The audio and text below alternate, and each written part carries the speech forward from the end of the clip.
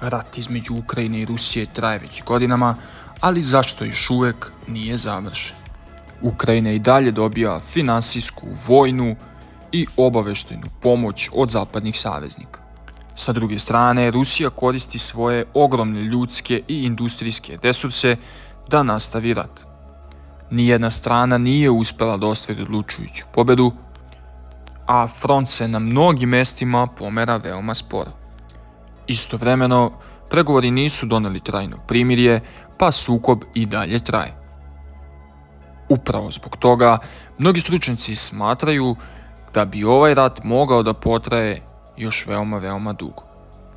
A šta vi mislite, da li će se ovaj sukob završiti pregovorima ili vojnom pobedom jedne od ove dve strane?